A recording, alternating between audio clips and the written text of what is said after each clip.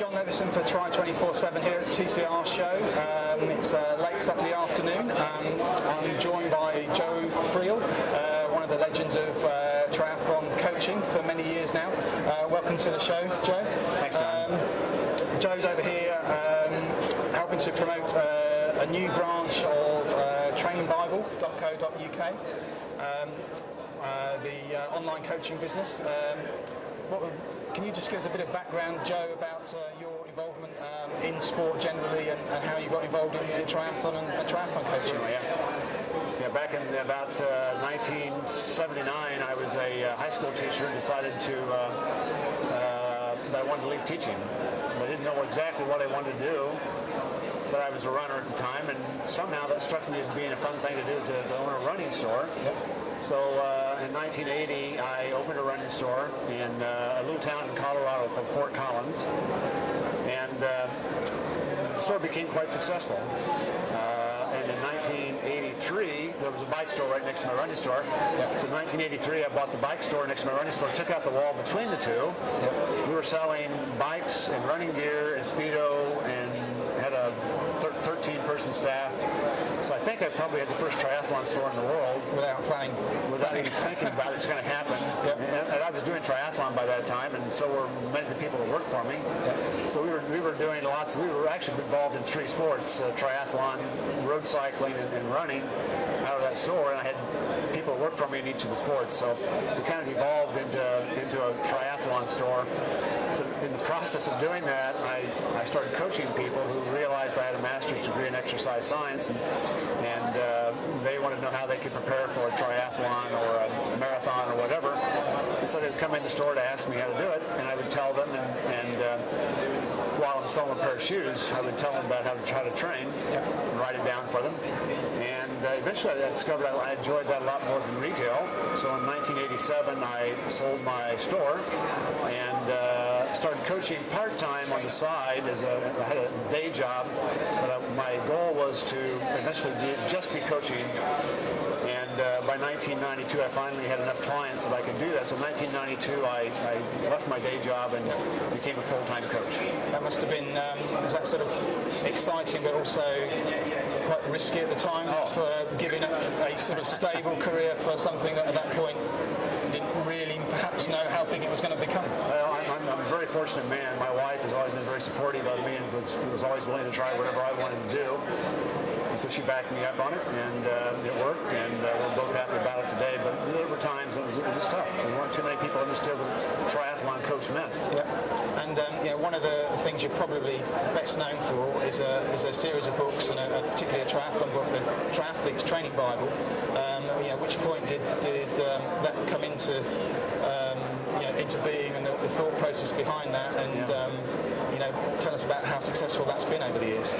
Yeah, in the early 90s, I was writing for a couple of magazines back in the United States. One of them was Inside Triathlon, and Inside Triathlon happens to have a relationship with a publisher called Velo Press, and they were after me to write a book for them because I was writing these magazine columns, and for whatever reason they liked what I was writing, so they wanted me to write a book. And I kept saying, no, I don't have time.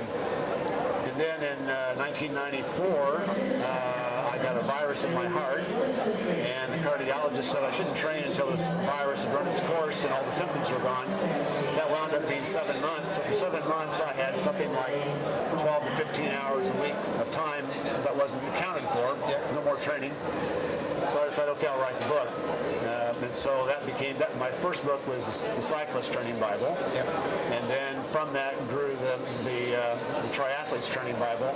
That was 1997, and that book has become the best-selling book on triathlon in the history of the sport.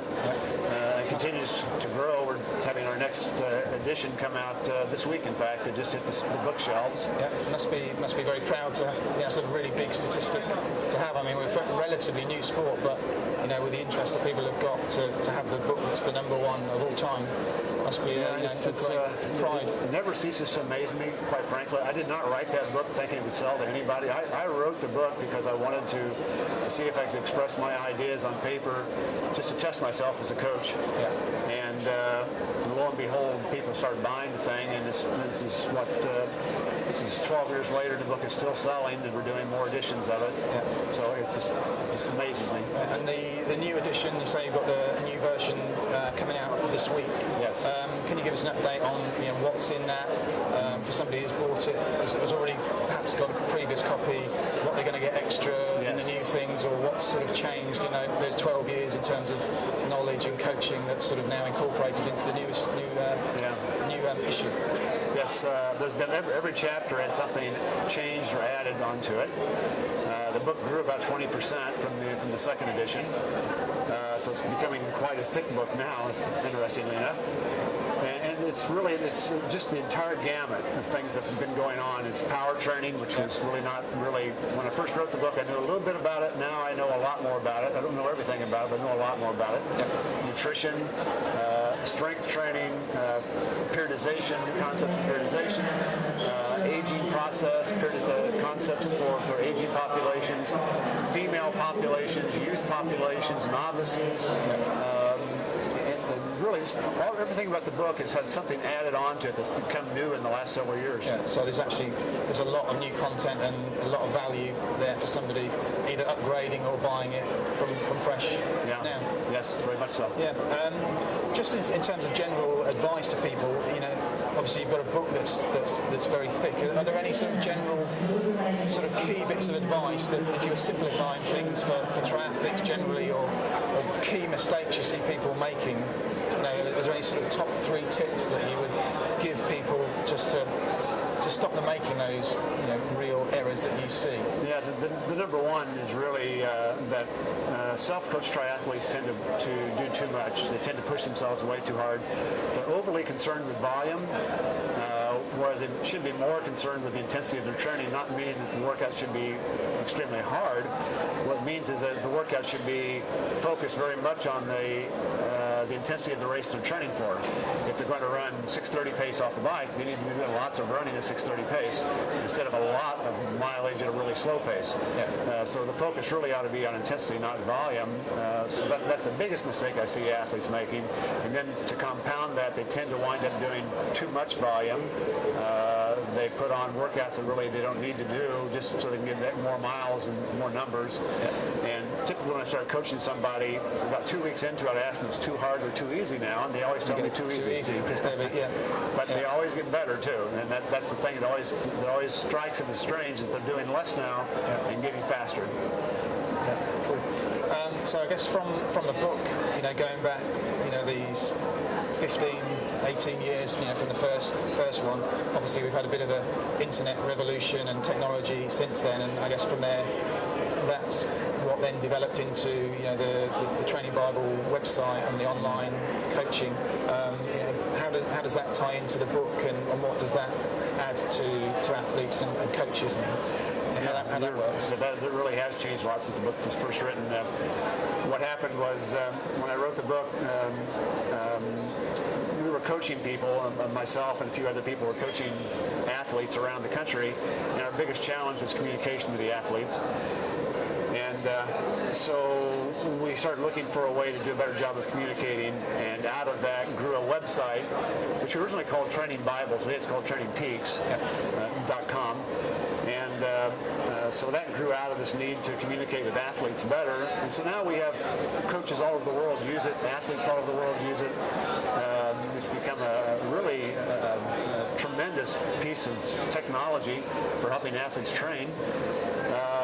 And the content that came into that website came out of my books. So the workouts that are in my books became the workouts in there.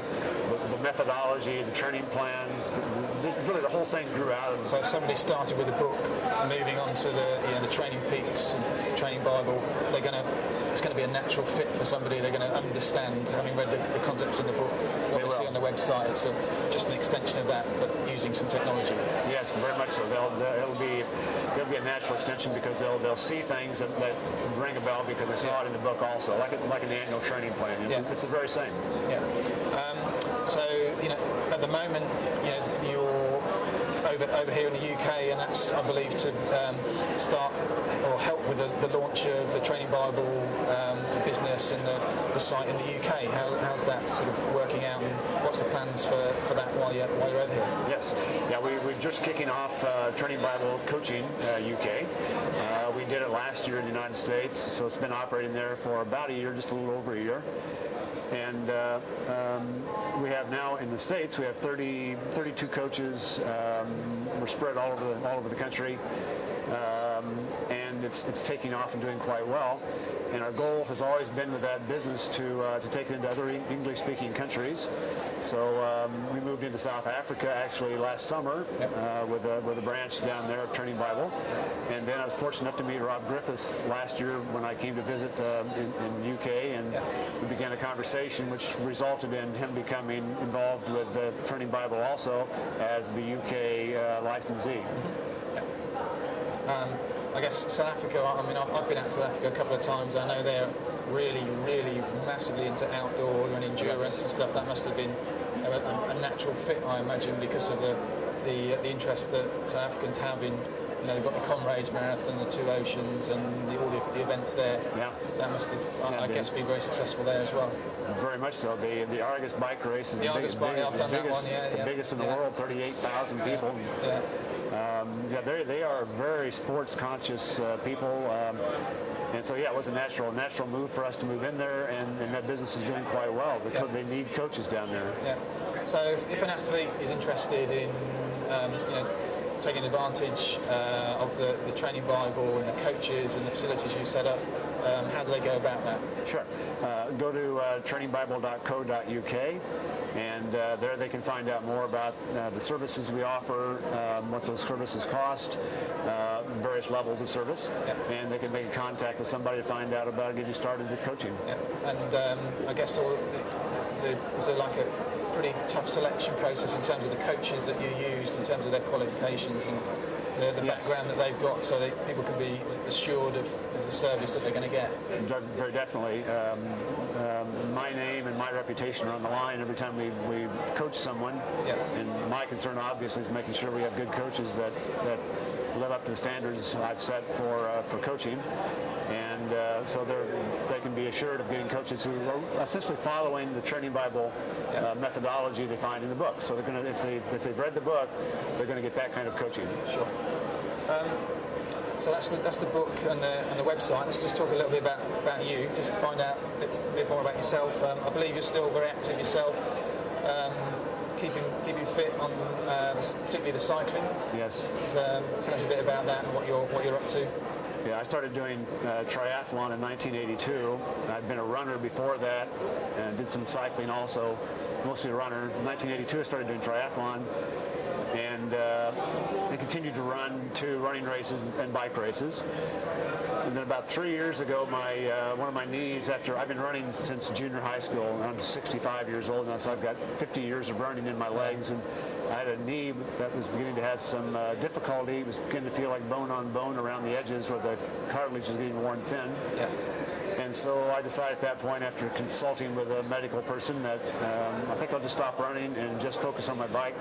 So now I do bike races, triathlons, road races, and I enjoy it also. It's just, I've done those before, so this is just a natural extension. Well, you're looking pretty healthy and fit on it. So I'm not very fit right now, so but thanks anyway. No, you're looking good. And also, I believe, as well as not just the website and the Training Bible book, there's a new version of the Going Long book that you wrote in conjunction with Gordo Byrne, specifically for the long distance market. Again, can you give us a bit of an update on what's going on with that book, and again what's been added? Sure. Yeah, that book has grown quite a bit also. And we've done a lot with the graphics. So the graphics weren't as sharp as we'd like to have seen in the original books. We've done more so people can see a graphic and understand better what our point is.